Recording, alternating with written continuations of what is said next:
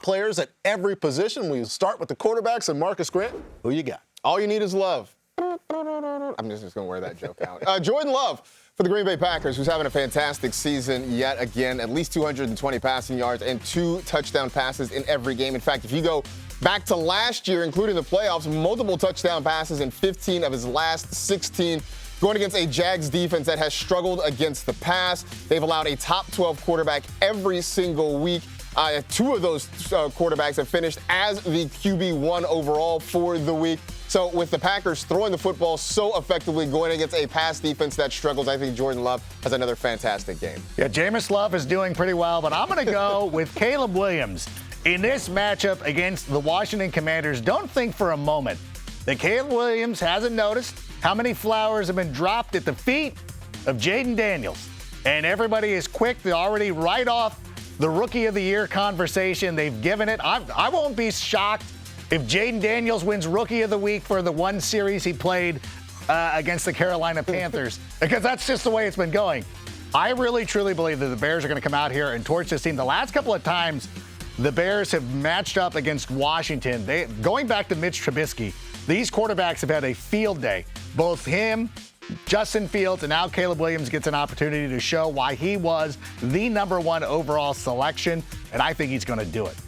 It was a great week, not just for Caleb Williams in London against the Jags, but Tank Bigsby had a solid game, and then he had another solid London game, and I think he's going to be the RB1 taking on the Green Bay Packers, because I saw Joe Mixon against the Packers this weekend. Tank Bigsby had 23 or more fantasy points in 2 of the last 3 games, including a run where the Jags ran the ball 17 straight times in the 3rd and 4th quarter. Don't know if they will have the lead like that, but I do trust Tank Bigsby to grind forward on the tracks for some yards. Well, you mentioned Joe Mixon, and he's my pick to be the RB1 in Week 8. 3rd among running backs, averaging 22.1 PPR points per game.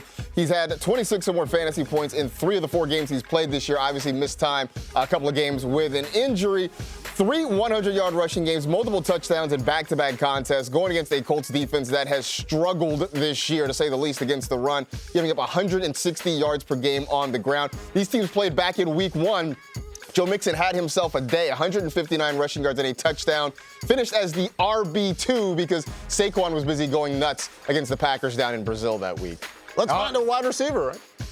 Sorry, I was teeing myself up. I didn't know. But Justin Jefferson is going to be the wide receiver 1 this week, going up against the LA Rams on Thursday night in SoFi Stadium. There's a lot of revisionist history going on the internet. A lot of people were very concerned coming into this year. Like, I don't know if I can take Justin Jefferson. It's quarterback. I don't know how that's going to work. And so I mentioned this on Sunday, and people were like, nobody said that. Nobody. I'm like, no, you all did. And you were all scared. Show me your rosters then. Show me you drafting Justin Jefferson over CeeDee Lamb or Tyreek Hill, and I will apologize to you. If you cannot do that, then enjoy your mute, and then we'll see you later. But I think the Vikings are going to bounce back. This was a tough loss this week against the Detroit Lions. I know people are now starting to be like, are they a fraudulent? No, this is not a fraudulent team. They lost a close game. They will rebalance themselves against the Rams on Thursday night, and Justin Jefferson is going to be a big reason why.